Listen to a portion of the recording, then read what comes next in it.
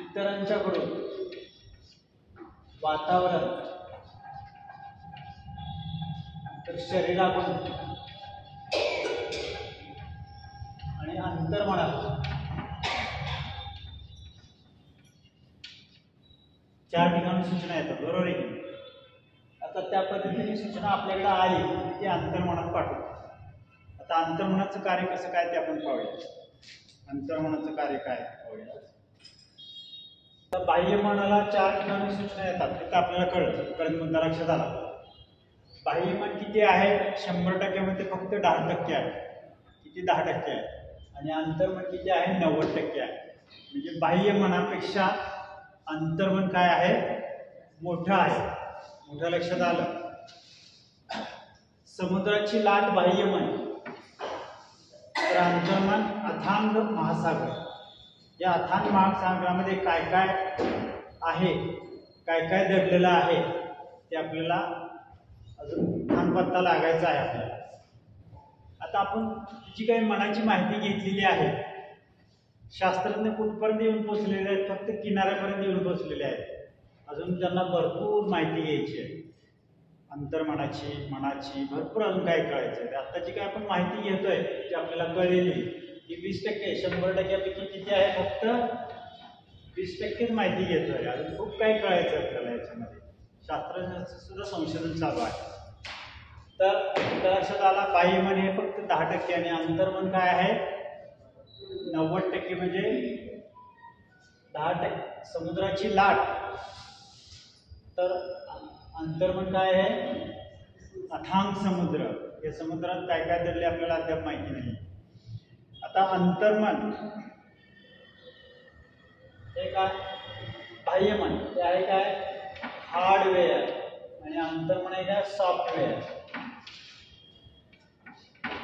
बाह्य मन आपल्याला कळतं ना, मला काय दिलं की तुम्ही म्हणता नाही शक्य नाही, तुम्हाला कळतं. हार्ड, कठीण असतं, सहजासहजी स्वीकारत नाही, ठीक आहे. नाही स्वीकारत नाही जास्त, तोलून मापूनच मग स्वीकारत. म्हणजे हार्डवेअर कठीण आहे. पण पुढचं वाक्य महत्वाचं आहे. अंतर्मन हे एक काळवट जमीन आहे. काय आहे? काळवट जमीन आहे. त्यामध्ये तुम्ही जे काय पेराल तेच उगवाल. मग सकारात्मक विचार पेरा अथवा नकारात्मक विचार पेरा, याच्याशी त्याला काहीही कर्तव्य नाही. कुठल्याही प्रकारचं आर्ग्युमेंट करत नाही, युक्तिवाद करत नाही, वादावाद घालत नाही.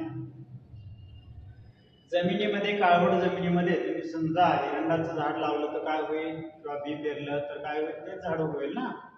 भुईमुगाच्या शेंगा लावल्या तर, शेंगाचं झाड लावलं तर, किंवा शेंगा पेरल्या तर भुईमुगच उगवणार ना. मग तुम्ही काय आहात? तुमच्या या बागेचे माळी आहात. माळी ठरवणार माझ्या बागेत मी काय लावायचं. फुलाचं झाड लावायचं का गांजाचं झाड लावायचं का एरंडाचं झाड लावायचं, हे कोण ठरवणार आहे? माळी. मग कोण ठरवणार आहे? तुम्ही बाह्य मन ठरवणार आहे की आतमध्ये कुठली सूचना जाऊन द्यायची. तुमचं बाह्य मन ठरवणे, नकारात्मक का, सकारात्मक का, दुःखाची का, वेदनेची का, ही कुठली सूचना जाऊन द्यायची हे कोण ठरवणार आहे? बाह्य मन. ही सूचना तुम्ही ब्लॉक केली की अंतर्मनामध्ये ती जाणारच नाही. अतिशय सोपं काम आहे.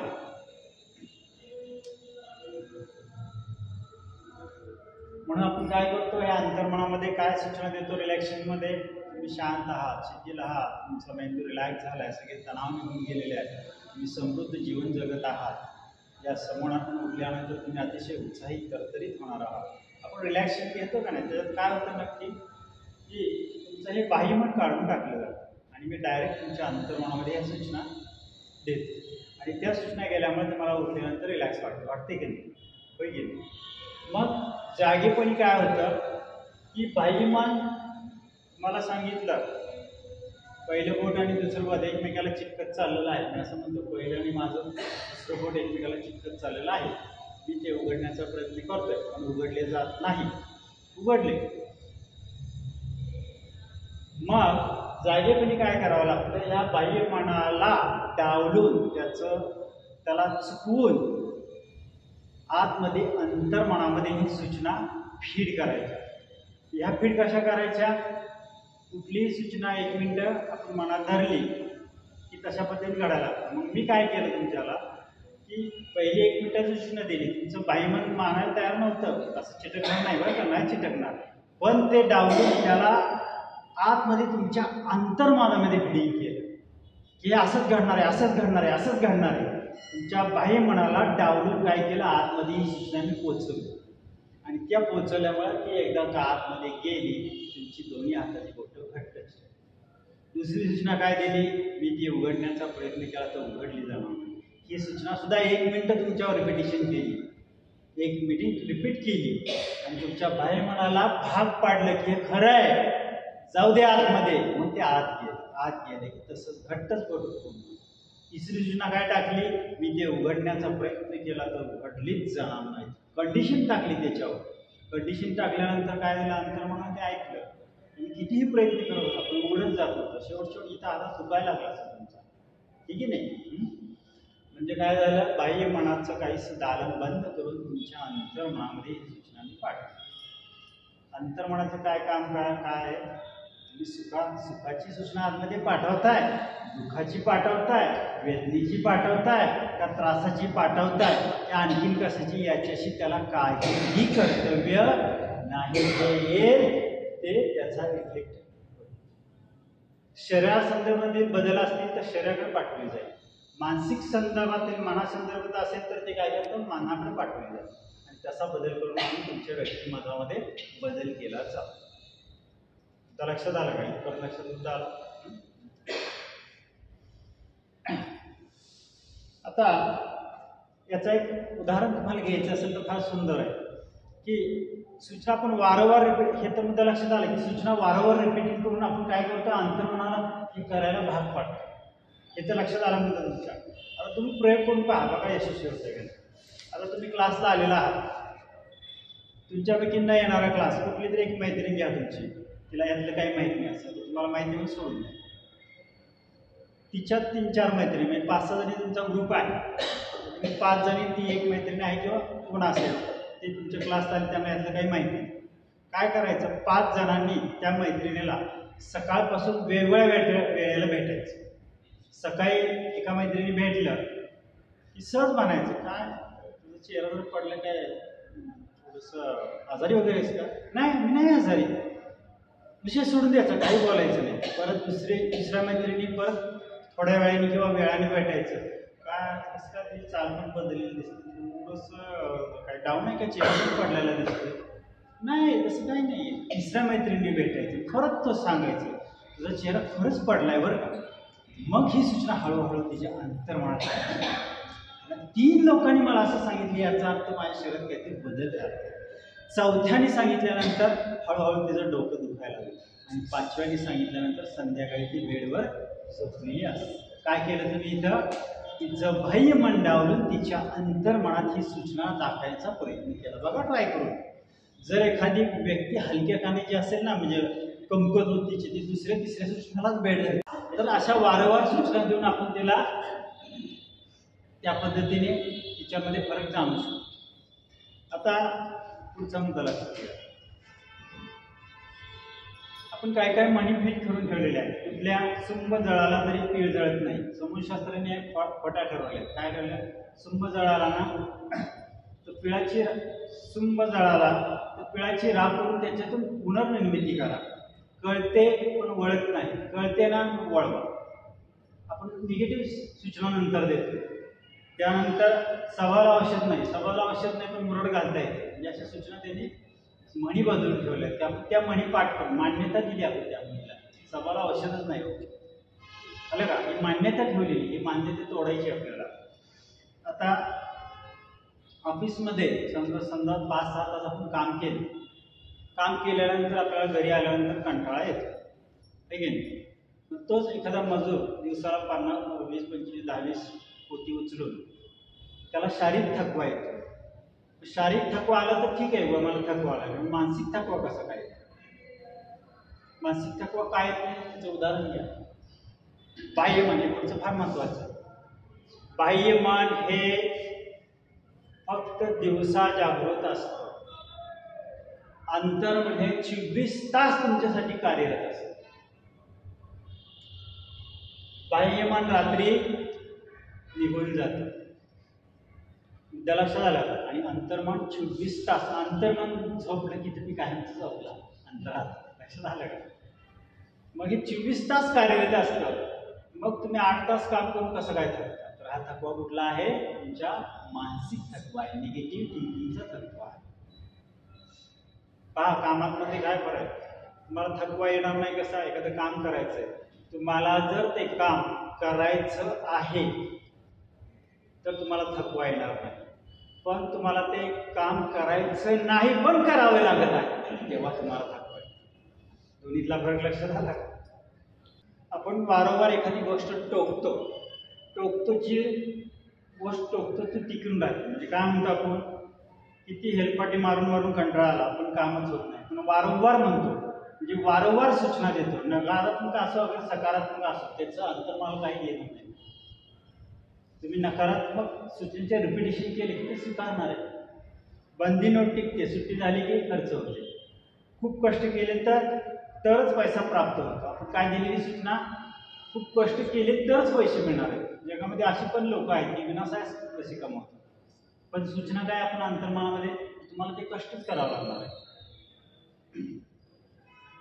जे पेराल तुम्ही अंतर्मनामध्ये, जे पेराल ते कित्येक पटीने वाढून येणार आहे. जे तुम्ही अंतर्मनामध्ये पेराल आहे त्याच्या कित्येक पटीने वाढून येणार आहे. आता उदाहरण पाहूया, एक छानसं उदाहरण पहा. बालाजीला गेलाय आपण, तुम्ही बालाजीला गेलाय. आता बालाजीला गेल्यानंतर काय संकल्पना आहे त्यांची पहा. इथून आपण बालाजीला जाणार आहोत किंवा कुठूनही जाणार आहोत. इथून जाण्याचा पिरियड याच्यामध्ये तुमच्या मनामध्ये एक संकल्पना आहे की बालाजीला गेल्यानंतर जी काही श्रद्धा असेल ती पूर्ण होते, किंवा काही तुम्ही दान दिलं तर त्याच्या 10 पटीने वाढून येते. ही एक आख्यायिकी आहे की नाही? बालाजीसारखं श्रीमंत देवस्थान कुठंच नाही, प्रचंड घ्या तर त्यांचा विषय. तर अशी आख्यायिका आहे. तुम्ही इथून जाताना मनामध्ये संकल्पना घेऊन जाता, माझं काही काम पुरं होणार आहे, किंवा मी काही जे दान देईल ते 10 पटीने वाढून येणार. इथून जास्त पण मनामध्ये तुमची ही संकल्पना चालू आहे. तिथे गेल्यानंतर रांगेत उभं राहणार, तिथं आणखी तुम्हाला वेटिंगला तो वेळ तुम्हाला मिळणार आहे. आणि एकदा का दर्शन झालं की तुम्ही काय दान दिलं असेल, काय एक्सरसाइज तुमची श्रद्धा असेल ते टाकायचं. दर्शन झालं तुम्हाला, दर्शन झालं, आता माझं काम म्हणा. पण पुढं काय गंमत आहे पहा, की तिथं बालाजीला तुमचे केस कापले जातात, येतात का नाही केस कापले. मग ही संकल्पना तुम्ही तिथं न विसरता एक महिनाभर तुमच्या लक्षात राहावी याच्यासाठी ज्यावेळी तुम्ही केस कापता त्यावेळी ज्यावेळी तुम्ही आरशात बघता, ज्यावेळी तुमचा हात वर जातो त्यावेळी तुम्हाला ते रिपिटेशन सूचना पुन्हा तुमच्या मनामध्ये यावी म्हणून केस कापते. अन्यथा तुमच्या केसाचं काही त्यांना कारण नाही, आवडीचे नाही त्यांची. ही संकल्पना पुन्हा तुमच्या मनामध्ये महिनाभर राहावी. ज्यावेळी तुम्ही आरशात बघा त्यावेळी मी बालाजीला केस दिली बरं का, माझं काम किती, एक महिनाभर केस वाढताय, महिना 1.5 महिने, ही संकल्पनाचं रिपिटेशन व्हावं म्हणून ते तुमच्याकडून केस काढून आलं का मुद्दा. आणि रिपिटेशन म्हणजे अंतर्मनाचा काय आहे, खेळ आहे. आलं का लक्षात? की एक महिनाभर तुम्ही ज्यावेळी आरशात बघा त्यावेळी तुम्हाला आठवण, मी बालाजीला गेलो होतो माझं काम होणार आहे, मी बालाजीला गेलो होतो माझं काम होणार आहे. हे रिपिटेशन होण्यासाठी ही संकल्पना आहे. पुढं अजून एक उदाहरण. आता याला आपल्याला हा श्रद्धेचा भाग आहे, आपल्याला नावं ठेवायचं ना, त्याची मागची संकल्पना आपण लक्षात घेऊ. नरसोबाच्या वाडीला एक झाड आहे, तिथं झाडाला फेऱ्या मारल्या 50-500 की तुमचं काम होतं. तुम्ही जेव्हा 500 फेऱ्या मारता त्यावेळी तुमच्या मनामध्ये काय विचार असणार आहे, रिपिटेशन होणार आहे ना, माझंही काम होणार आहे, माझंही काम होणार आहे, माझंही काम होणार आहे, माझंही काम होणार आहे. आणि ही संकल्पना रिपिटेशन जेव्हा तुमच्या अंतर्मनात जाते तेव्हा ते काम व्हायला सुरुवात होते. तर लक्षात आलं का? हेच तयार अंतर्मन. अंतर्मन म्हणजे आघात शक्तीचं मोठं दालन आहे, त्याच्यात काय काय दडले अद्याप आपल्यालाही माहिती नाही. आणि प्रत्येकाकडं आहे, प्रत्येकाकडे सोन्याचा तुकडा आहे, तर त्याचा अलंकार कसा करायचा ते आपल्याला त्याला किंमत कशी येईल, त्या सोन्याच्या तुकड्याला कधी किंमत येते, अलंकार केल्यावर येतं ना. तुकडा घेऊन येतं का सोनाराच्या, तुम्ही नुसता नाही येणार, त्याला नाही किंमत राहणार. तुम्ही काय म्हणाल, अलंकार करा मग किंमत द्यायला छानशी येईल. तसे या अंतर्मनाला काय करायचं, आपल्याला पैलू पाडायचे, त्याच्यावर काम करायचं, त्याच्यावर वर्क करायचे, तेव्हा तुम्हाला बाजारामध्ये काही व्हॅल्यू आलं का म्हणतात. ठीक आहे.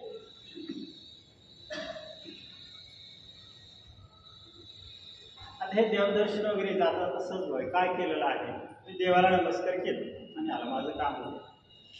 पण मला मनाची खासियत काय आहे की त्याला काहीतरी कर्म केले हे दाखवून द्यावं लागतं की मी हे असं असं केलं आहे, आता माझं काम होणार. मी सुद्धा देवाला जातो, फुलं वाहणे, आरचं वाहणे, हार वाहणे, अशा विविध कामं करत असतो हे की नाही. तर ते दाखवण्यासाठी म्हणजे तुमच्या अंतर्मनाला पटवून देण्यासाठी तुम्ही म्हणाल आता मी पूजा केली आहे, माझं काम आहे, म्हणून ही संकल्पना निर्माण कर्मकांड निर्माण झालेलं आहे. पण नाशिकला वगैरे जातो नाही नागबली वगैरे करायला, त्याच्यासाठीच एक कर्मकांड केलं. तुमच्या अंतर्मनामध्ये हे जावं, फिट व्हावं, त्याला 100% सांगावं मी आता काम केलंय, मी आता हे कर्म केले, माझं काम व्हावं, काम मार्ग पहा. काय करतो आपण की आपल्या अंतर्मनाला पटवून देण्यासाठी आपण काय करतो पहा. एक आध्यात्मिक पुरुष, एक गुरु महाराज, बाबा, भगत, साधू, संत, त्राटक, गंडेदोरे, मांत्रिक, तांत्रिक, वास्तुशास्त्र, भविष्य, पत्रिका, अंगारा, आशीर्वाद, पूजा, प्रार्थना, त्या विविध गोष्टीकडे आपण जातो. म्हणजे त्याकडे गेल्यानंतर काय होतं की ते सांगतात असं असं करा. कर्म केल्यावर तुमच्या अंतर्मनाला थोडक्यात तुम्ही पटवून देता की मी आता हे काम केलेलं आहे आणि हे काम होणार आहे, एवढाच त्याचा मागचा सांगतो. आता 10 ते 15 मिनिटं अभ्यास केलेला लक्षात राहत नाही. काय 10 ते 15 मिनिटं अभ्यास केलेला लक्षात राहत नाही. आत्ताची गोष्ट सोडून त्यापूर्वी तुम्ही थिएटरमध्ये 3 तासाचा पिक्चर जसाचा तसा कसा काय लक्षात राहतो. 10 ते 15 मिनिटं अभ्यास केला तर लक्षात राहत नाही, पण 3 तासाचा पिक्चर कसा काय लक्षात राहतो. रोज सांबा इतने आदमी, सरकार 2 आदमी और तुम 3, फिर भी वापस आ गए, इसकी सजा बराबर मिलेगी. कितनी गोली है इस पिस्टल में? सरकार 6 गोली और आदमी. देखिए किसके काम आता. तेरा क्या होगा कालिया? सरकार मैंने आपका नमक, आप गोली. सगळ्या पिक्चरच्या पिक्चर पाठवतो. काय कारण आहे? काय कारण असेल पहा. तुम्ही जेव्हा आत्ताची गोष्ट सोडून द्या किंवा आता सुद्धा थिएटरला जाता, आतमध्ये अंधारात जाऊन बसता, ज्यावेळी तुम्ही पिक्चर बघत असता त्यावेळी दुनियात काय पेटले, घरात काय झालंय हे तुमचं बाह्यमन निघून गेलेलं असतं आणि तुमचा आणि त्या चित्रपटाचा अंतर्मनाशी डायरेक्ट संबंध येतो आणि ते चित्र डायरेक्ट अंतर्मनामध्ये फिट होतं. म्हणून सगळा पिक्चर अख्खा तसा लक्षात राहतो. तुमच्या लक्षात आलं की ते सोपं उदाहरण आहे की नाही. आणि अभ्यास करताना बाह्यमन जागृत असतं तिथं, असतं का नाही जागृत. एखादा पॉईंट आला तिथं की त्याच्यावर लिंक लागत लागत लागत लांब कुठेतरी जातो आपण. मी अभ्यास करतोय बरं का, थोड्या वेळ अभ्यास करतो. लक्षात आलं का?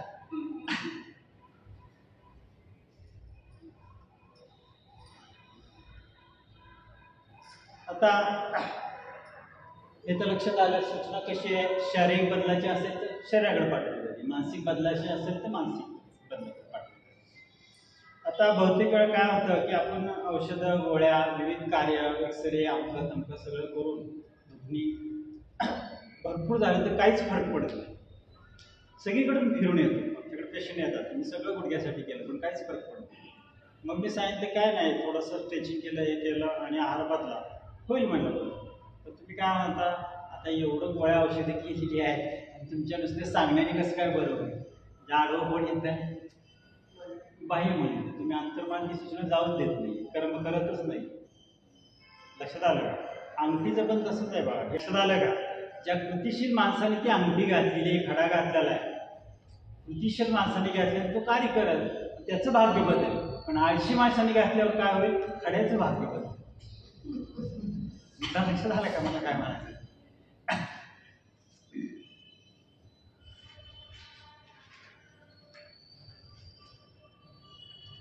मनाची खास खासियत आहे. एक छोटासा वेगळा टॉपिक, वेगळंच आहे त्याचं.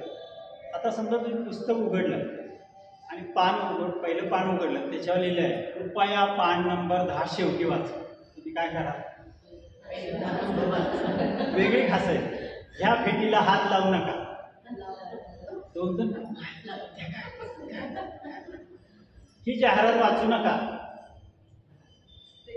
खाली काय लिहिले ते पाहू नका. खास खासियत आहेत बघणार ते. आता बाबूचा मुद्दा.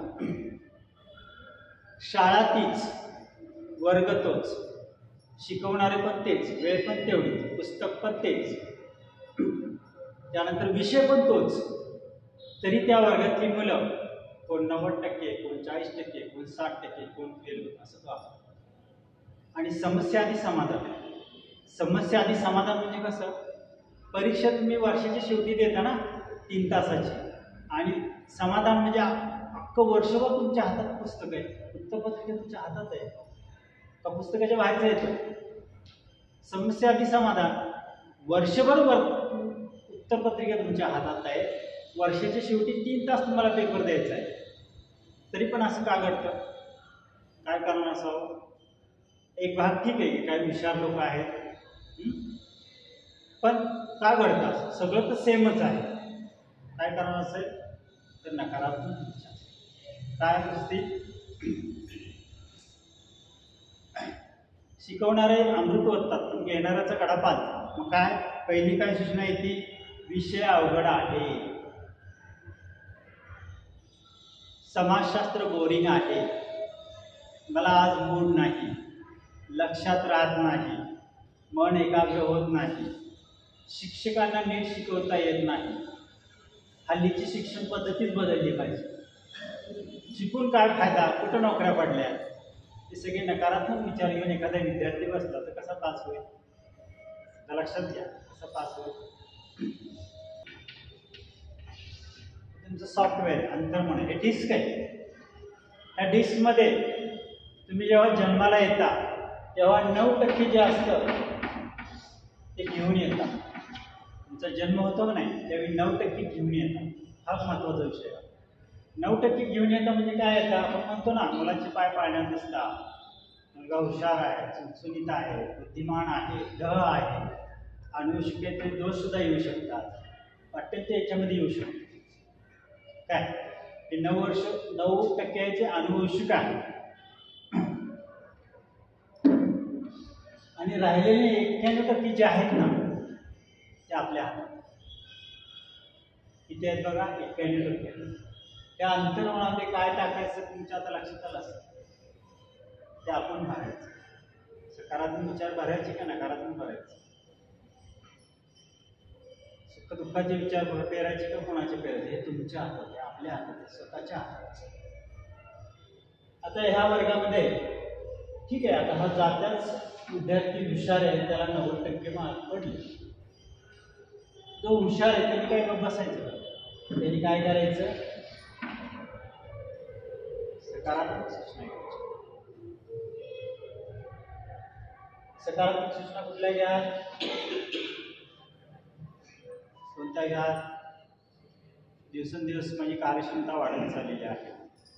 मी जे ठरवतो तर करून दाखवतो. मी जे वाचतो, लिहितो, बोलतो, ऐकतो जसंच तसं माझ्या लक्षात राहतं आणि परीक्षा येताच ऐनवेळी मला आठवतं. व्यक्तिमत्वामध्ये बदल, स्टेजवरचं बोलणं, अशा विविध गोष्टी कितीतरी ह्याच्यामध्ये आपण करू शकतो. 91% तुमच्या हातात आहे. किती, 91%. फक्त विचाराची दिशा बदलायची. तुमच्या अंतर्मनाला तुम्ही सकारात्मक विचार करताय का नकारात्मक विचार करताय याच्याशी काही घेणार नाही. आम्ही सांगतो काही घेणं देणार नाही. ठरवणार आहे का तुमचं बाह्य मन, त्यांनी ठरवायचं आत काय टाकायचं. आता काय होतं, काही दिवसांनी इथं एक लाईन तयार होते, साखीची लाईन तयार होते. साखी बुद्धी नाट्य म्हणतो का नाही, तशी लाईन तयार होते. ही लाईन तयार झाल्यानंतर साठी नंतरच्या व्यक्तीला तुम्ही काही सांगा, तो काय म्हणतो, मी खूप उन्हाळे पावसाळे खाल्ले, मला शिकवू नकोस. म्हातारी माणसं त्यामुळे ऐकत नाही, मला शिकवायची गरज नाही. मग आम्ही दिलेल्या सूचना काय होत्या, परत रिटर्न मागायला म्हणतो ना, साठी बुद्धी नाठी. इथे एक लाईन तयार होती, दिवाळी पावसाळ्याची लाईन लागते. मग ह्या लोकांना किती म्हातारी वयस्कर लोकांना काही सांगा ऐकत नाही, कारण त्या लोक असतात की उन्हाळी पावसाने आपली डिश भरलेली असते, अनुभवाची डिश भरलेली असते आणि त्या जोरावर ते पुढं पाठवत असते. खरं तर प्रत्येकाने विद्यार्थी राहावं, बरोबर आहे की नाही? शेवटपर्यंत विद्यार्थी राहावं, फुल स्टॉप कधीच देऊ नये. हा महत्त्व आहे. इथपर्यंत तुमचं लक्षात आलं?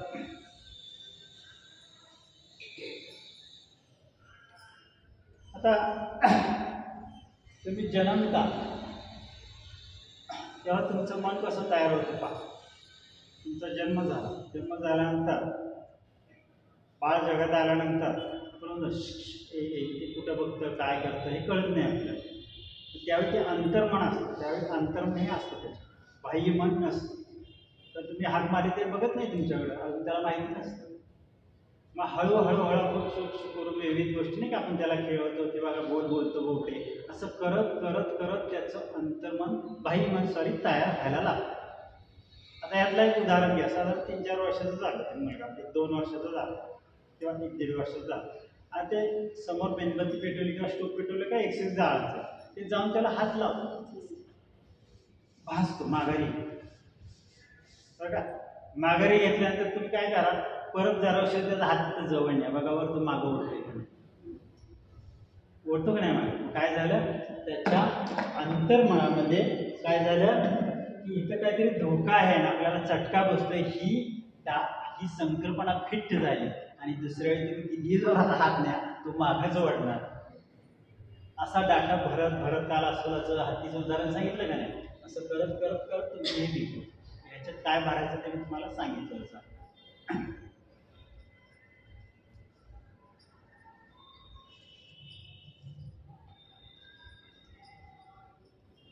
हां, कुठली घटना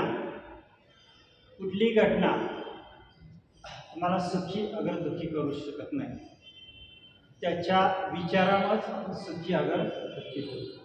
याचं एक उदाहरण छानसं दिलेलं आहे. सरश्री हॅपी थॉट्सचं कोण करतं का? नाही करत. त्यांनी छान उदाहरण दिलं पुस्तकामध्ये. 2 मित्र असतात. एका मित्राने काय केलं असतं, दुसऱ्या मित्राकडून पैसे उसने घेतलेले असतात, काय 5-50 हजार घेतले असतात आणि 2-3 वर्षाचा वायदा असतो. त्या अवधीत काय होतं, तो मित्र एक्सपायर होतो. आता ही जी घटना आहे ती काय होती, त्या मित्रालाच माहीत असते. पैसे उसने घेतले फक्त मित्रालाच माहीत असतं, त्याच्या घरातल्या कुठल्याही, ज्याच्याकडून घेतले असतात त्याच्या घरातल्या कुठल्याही लोकांना माहीत नसते. आता हा एक्सपायर झाला, त्याच्या मनामध्ये काय विचार येतात, आता 50,000 माझे द्यायचे वाचले, हे तर कुणालाच माहीत नाही. तो आनंदी येतो, मनामध्ये विचार काय चालू आहे त्याच्या, की आता ह्या पैशात मी फ्रीज घेईन, ते वेगळीन, असं संकल्पना चालू होतं. कुणालाच माहीत नाही ना पैसे घेतले. ती बातमी त्याच्याकडे आलेली असते की एक्सपायर झालेला आहे आणि त्याच्या मनात ते विचार चालू होतात. त्याला वरून दुःख दाखवतो पण आतून आनंद झाला असतो, कारण 50-60 हजार काय घेतले असते ते. मग काय होतं, तो जायला लागतो. तर इकडं घरात काय होईल, जिथे एक्सपायर झालेले मित्र त्याच्या घरात सगळी दुःखी होणार ना. आई, जे कोण असतील ते संबंधित सगळे सोयरे, कोणतरी शेजारचे येतं, अहो काहीतरी हालचाल दिसली, बघा जरा दुःख दिसली, बघा न्या दवाखान्यात, अशा घटना घडलेल्या आहेत. ते दवाखान्यात नेतात, तिथं पंपिंग वगैरे करून त्याचा जीव येतो माघारी किंवा जीवन. आता आनंद कुणाला होणार आहे आणि दुःख कुणाला होणार आहे, मित्राला. म्हणजे कुठलीही घटना तुम्हाला सुखी अगर दुःखी करू शकत नाही, त्याची जसे विचार असेल त्या विचाराने तुम्ही सुखी अगर दुःखी होता. प्रत्येकाला हेच मानत.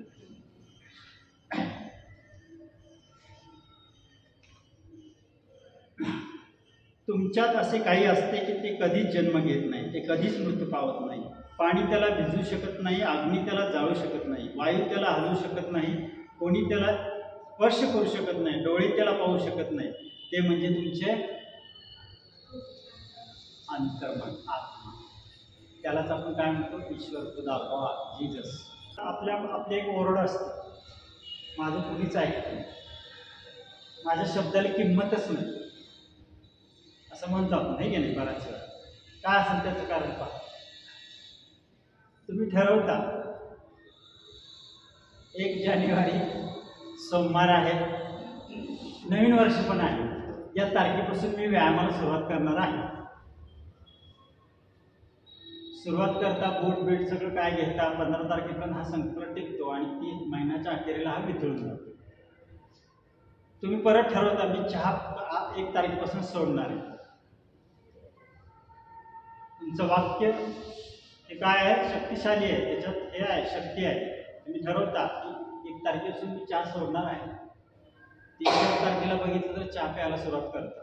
तुम्हीच तुमच्या शब्दाला किंमत देत नाही तर लोक काय तुमच्या शब्दाला किंमत देतात?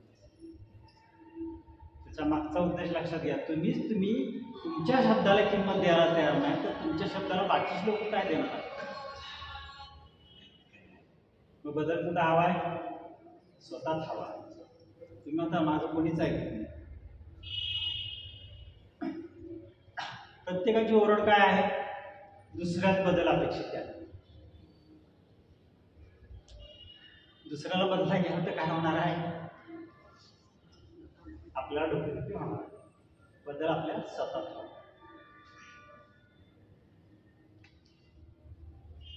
शरीराचं भोजन काय आहे? हवा, अन्न, पाणी. मनाचे भोजन काय आहे? सकारात्मक विचार, मेडिटेशन, योगा, प्राणायाम. आणि आत्म्याचं भोजन काय आहे? अध्यात्म, संगीत, सत्संग, भजन, कीर्तन हे आत्म्याचं भोजन आहे, ज्याचं त्याला ते दिलं पाहिजे. लक्षात आलं का म्हणता का नाही अजून आला? शरीराचं भोजन काय आहे? हवा, अन्न आणि पाणी. मनाचे भोजन काय आहे? सकारात्मक विचार, मेडिटेशन, रिलॅक्सेशन.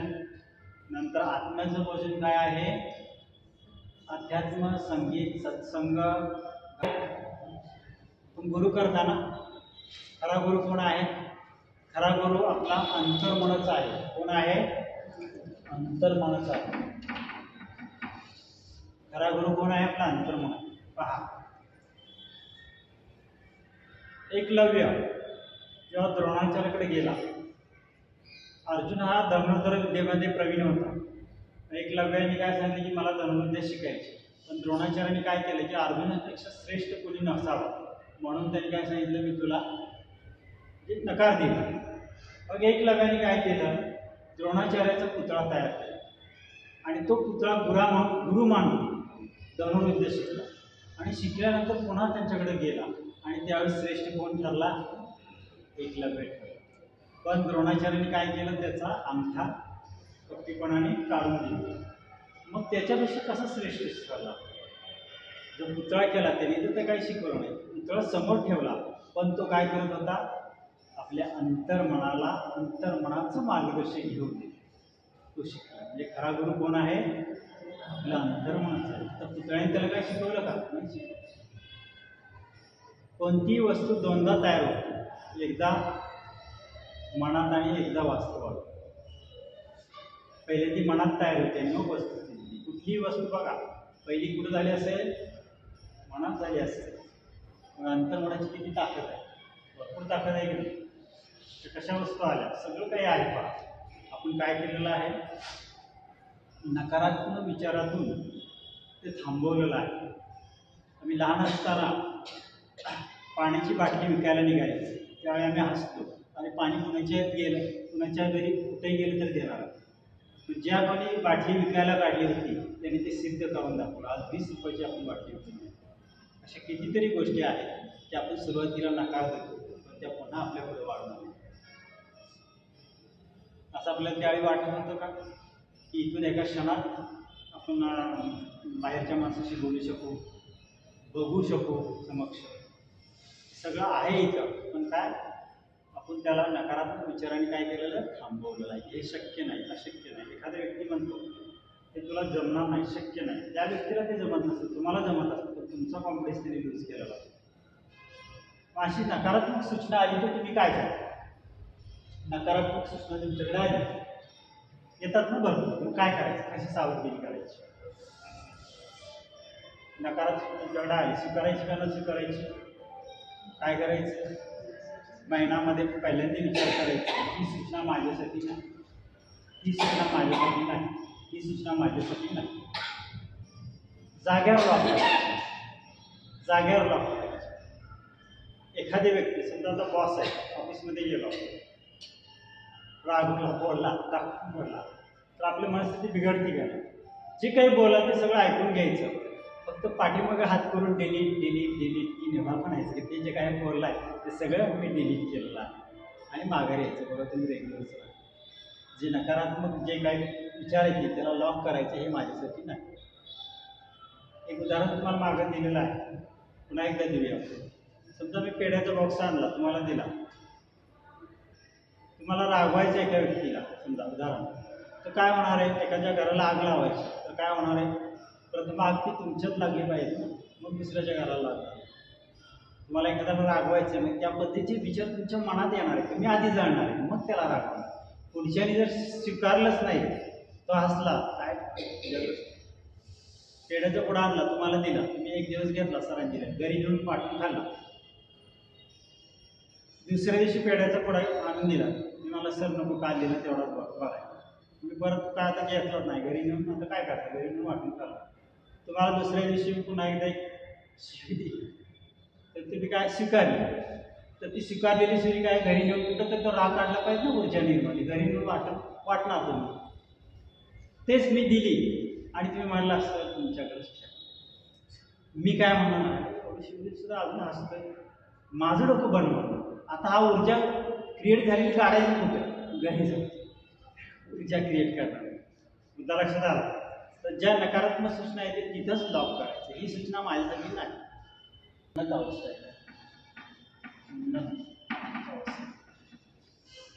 आपण रिलॅक्सेशन घेतो का नाही, या अवस्था आहे. पहिली जागृत अवस्था, तुमचं शरीर शिथिल असतं पण बाहेरचं सगळं करतं, तुम्ही रिलॅक्स असता, जागृत अवस्था आहे. शारीरिक अवस्था, याच्यामध्ये शरीर शिथिल असतं, मन शांत असतं, मन पण शांत असतं, फक्त बाहेरचं थोडंफार अगदी किंचितसं कुठंतरी वाजलं तर कळतं किंवा शरीराला कुठं थोडंसं काही जाणवलं खाज वगैरे, तर किंचितशी शारीरिक अवस्था येते, ती काही प्रमाणात शरीर निघून जातं, मन पण शांत असतं. आणि शेवटची मानसिक अवस्था, इथं अवस्था गेल्यानंतर तुमचं शरीराची जाणीव होत नाही, मनाची जाणीव होत नाही, तुम्ही डायरेक्ट अंतर्मनाच्या गाभाऱ्यात प्रवेश करता. मग बाहेर जगात काय चाललंय याच्याशी तुम्हाला काहीही कर्तव्य नाही. आल्या. आणि उन्नत अवस्था आहे शेवटची, जी उन्नत अवस्था, याच्यामध्ये मानसिक अवस्था झाली नाही का, अंतरेंद्रिय अवस्था, याच्यामध्ये तुम्ही लिंगदेह प्रेक्षण, म्हणजे इथं असून तुम्ही कुणाच्या घरी जाऊ शकता. काल गेलता ना रामाच्या देवळात, ही उन्नत अवस्था. अतिइंद्रिय अवस्था, इथं असून तुम्ही कुणाच्याही घरी जाऊ शकता. आणि शेवटची उन्नत अवस्था, ती अवस्था फार कमी वेळा येते. समजा त्या अवस्थेत गेलं तर परत येणं जाणं परत जागृत होणं थोडंसं अवघड जातं, ही लांबची अवस्था.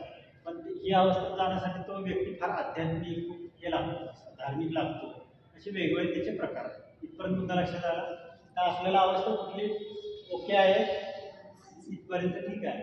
शरीर शिथिल करून आपण समोरांच्या अवस्थेत जातो, ठीक आहे.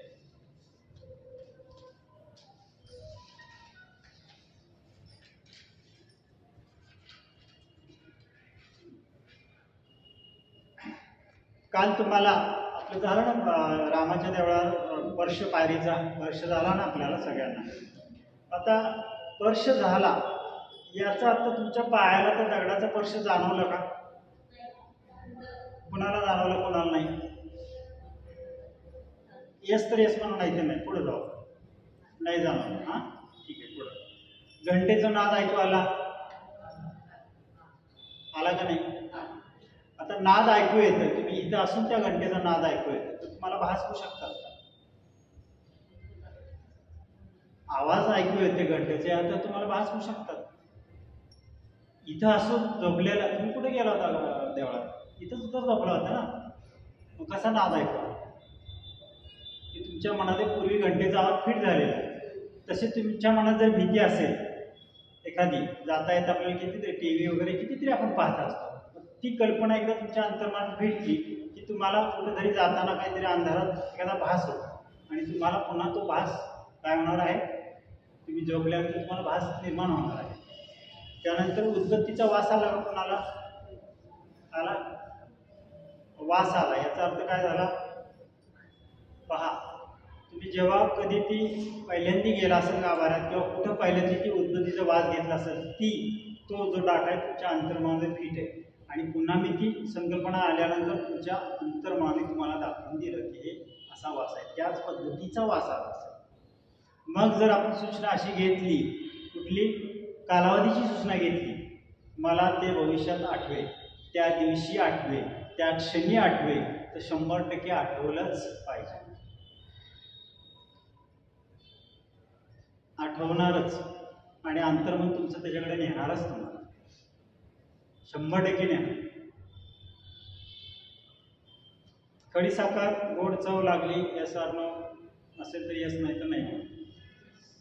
न खाता गोड लागली याचा अर्थ काय? कुठं फीड आहे तुमच्या अंतर्मनात फीड आहे. मग गोड लागली तर कडू पण लागेल का? तुमच्या हातात एक बिस्किट दिलं होतं का नाही दिलं? डाव्या हातात दिलं गोड लागलं, उजव्या हातात कडू लागलं, लागलं काय? हे सर नो हा होय की नाही? कडू लागलं का नाही? ज्यांना येस आर येस नो म्हणतात.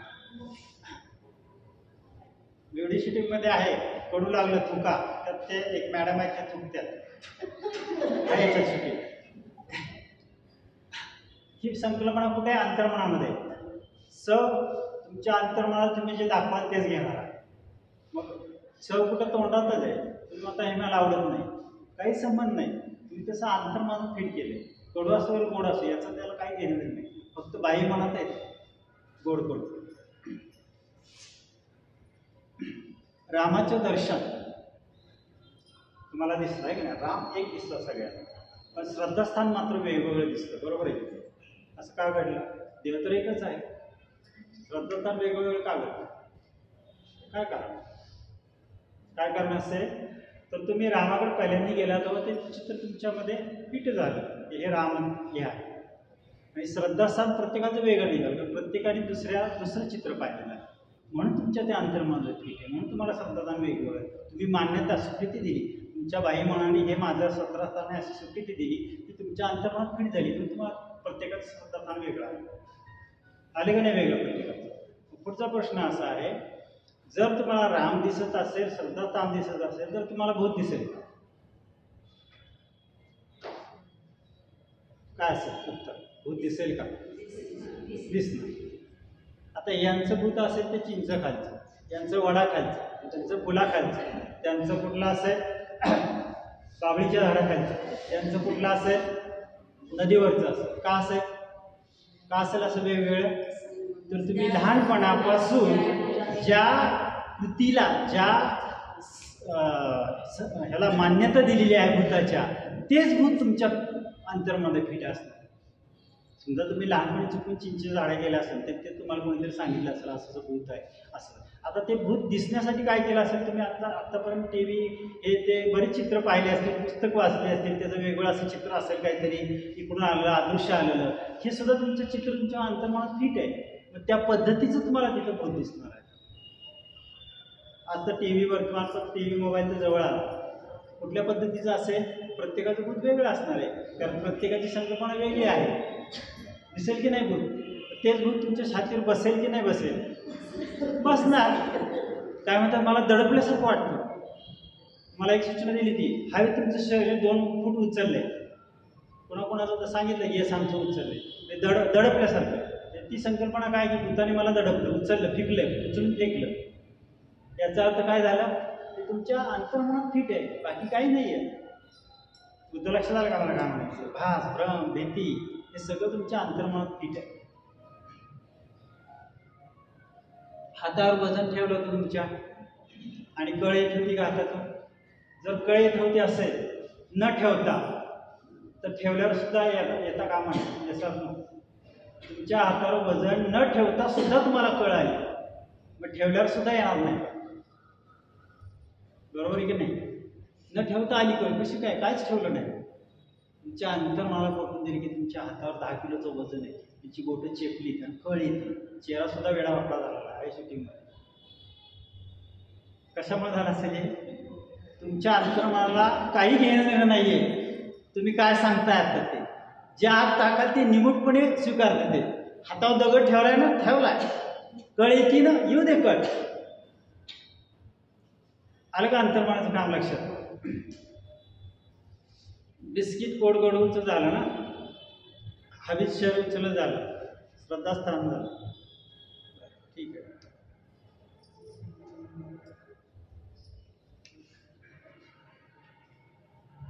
पण आता शेवटच्या गाडीकडे येऊया आपल्या.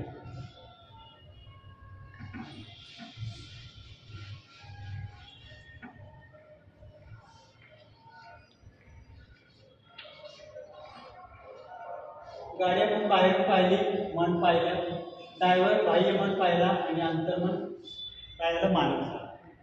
आता तुम्हाला सातारला जायचं असं धरून चाल, काय होईल? बाह्य मन पूर्वी कधीतरी गेलं असेल ना, काहीतरी काम असेल ना तुमचं, तुम्ही काय सांगणार अंतर्मनला मला 8 तारखेला सातारला जायचं, 8 तारखेला ठरले. ही संकल्पना कुठे गेली? अंतर्मन. हे गेली. 8 तारखेला उठल्यानंतर काय करणार? ड्रायव्हरला सांगणार चला आज सातारला जायचं. जायचंय. ड्रायव्हर काय करणार? गाडी बाहेर काढणार आणि त्या मार्गाने रूट करत करत करत सातारला पोहोचणार. सूचना कुठून आली? अंतर्मन. आता काय झालं? गाडी चालवता चालवता बाह्य मना अंतर्मनाचा खेळ चालू आहे बरं. गाडी चालवताना काय झालं? शेजारून एक गाडी झसा मारून गेली. काय झालं? झसा मारून गेल्यानंतर बाह्य मनाने अंतर्मनाकडे पाठवलं, ती गाडी झसा मारून गेली. अंतर्मनाकडून काय सूचना आली? त्यांनी झसा मारला, तू पण मार.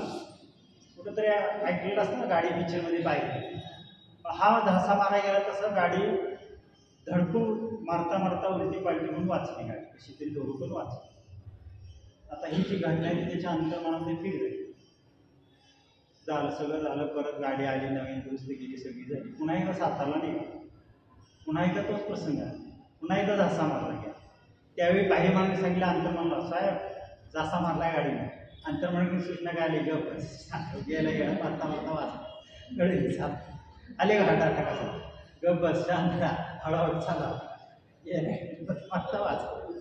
अशा पद्धतीने काम चालू लागतं. मोबाईल आहे ना, आहे ना मोबाईल.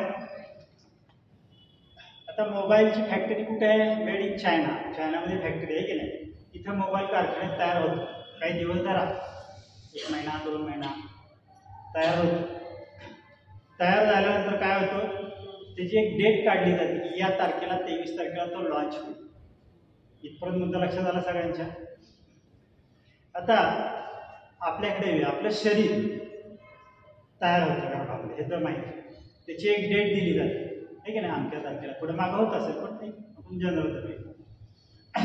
त्या डेटनुसार तो जन्माला, समजा 23 जानेवारीला जन्माला आला आणि हा लॉन्च मोबाईल 23 जानेवारीला आला. उदाहरण सांगतो, हे दोन्ही सेम सेम आहे बा.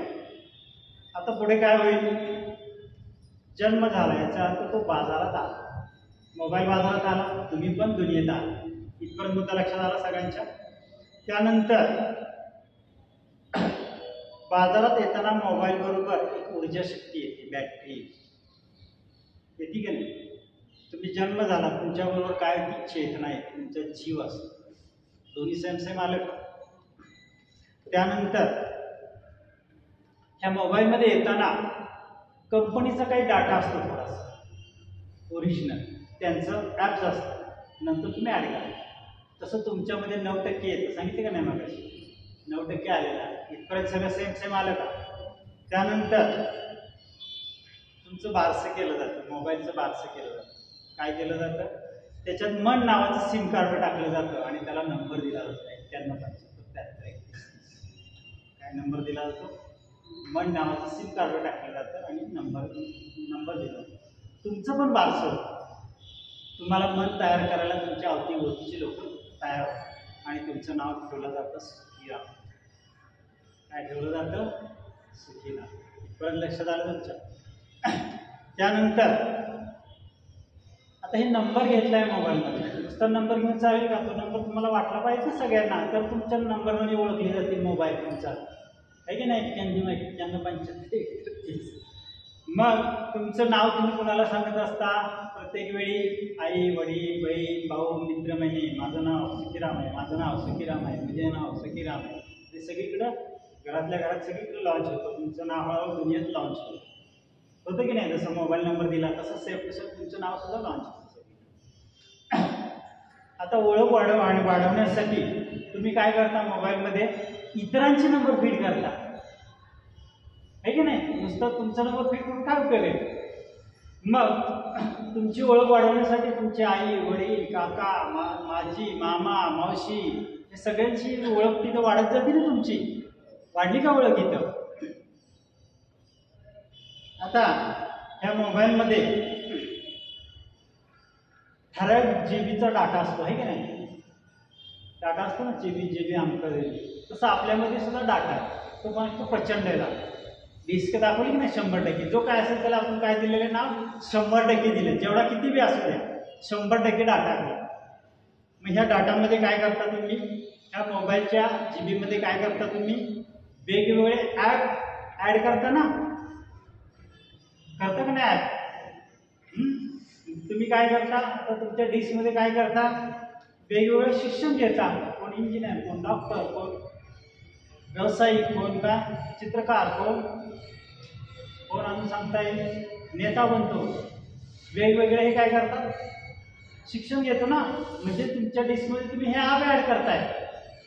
काय काय ॲड आहे सॉफ्टवेअर तुमच्या मोबाईलमध्ये? व्हॉट्सअप, आणखी काय गुगल पे, आणखी काय फेसबुक, इंस्टाग्राम, किती तरी ॲप्स आहेत ना, त्याला ना त्याचा तुम्ही वापर करता. आता इकडं काय झालं? शिक्षण घेतलं. कोण व्यवसाय 2-2-3-3 शिक्षण घेतात, वेगवेगळे धंदे व्यवसाय करतात. फॅक्टरी, एका फॅक्टरीचे 4-4 धंदे असतात. कोण वकील होईल, कोण डॉक्टर होईल, कोण योग शिक्षक होईल. मी काय केलेलं आहे? योग शिक्षकाचं सॉफ्टवेअर माझ्या मेंदूमध्ये फिट केलेलं आहे. ते मी तुम्हाला शिकवतोय, बाकी काही नाही मॅडम. आता त्याच्यामध्ये काय झालं पहा. इथपर्यंत मुद्दा लक्षात आला. उद्या व्हॉट्सअपला गर्व झाला की माझ्यामुळे तुझा मोबाईल चालतोय, तर तुम्ही हसाल का नाही? हसाल की नाही? व्हॉट्सअप जाऊ दे, टेलिग्राम आहे दुसरा, अशी कितीतरी आहे. आपण उद्या गुगल पेला गर्व झाला तर तुम्ही काय म्हणाल? फोनपे आहे माझ्याकडे. तुम्ही शिक्षण कुठलं घेतलंय? वकिलाचं, डॉक्टरचं. उद्या वकिलाला गर्व झाला तर काय होईल? 50 वकील आहेत बाकीचे, बरोबर आहे? मग पुढं काय होतं पहा. व्हॉट्सअपला जसं गर्व झाला तसं वकिलाला पण गर्व झाला. त्यांनी काय केलं? वकिलाच म्हणजे तुम्ही कोणी नसताना तुम्ही फक्त ते शिक्षण घेतलेलं आहे वकिलाचं आणि ते तुम्ही वापरत आहात. वकील काय म्हणतो? वकील काय म्हणतो? एवढा मोठा जज माझं सगळं ऐकतो ना, ते काय लिहून घेतो नाही तर त्याच्यावर विचार करत नाही तर त्या पद्धतीने निकाल देतो. आणि तू मात्र माझं साधं सुद्धा ऐकत नाहीस. म्हणजे काय केलं? ठीक आहे, वकील झाला, 10 वाजता कोर्ट चढवला, संध्याकाळी 6ला काढून ठेवायला पाहिजे. जे काही वाघाचं कातळ घेतलंय ते 24 तास वकील, सकाळी वकील, दुपारी वकील, रात्री झोपताना पण वकील. कसं चालेल? हे कोण उतरायलाच तयार नाही. ते तुम्ही वापरताय, त्याचा वापर आहे सॉफ्टवेअरचा, तेवढ्यापुरतंच वापरलं पाहिजे. 6ला आल्यानंतर काय केलं पाहिजे? तो बोर्ड काढून ठेवला पाहिजे. तुम्ही पुन्हा कुठे यायला पाहिजे? तुमच्या मूळ स्थानी. तुम्ही कोण आहात? कोणीच नाही, शून्य आहात. तुमच्या मूळ स्थानी अंतर्मन हे आनंदाचं तेजोवलय आहे, तिथं तुम्हाला पुन्हा यायला पाहिजे. पण आपण काय केलेलं आहे? ते उतरवायलाच तयार आहे. मी कोण आहे? नेता आहे. मी कोण आहे? डॉक्टर आहे. मी कोण आहे? इंजिनियर आहे. मी कोण आहे? व्यावसायिक आहे.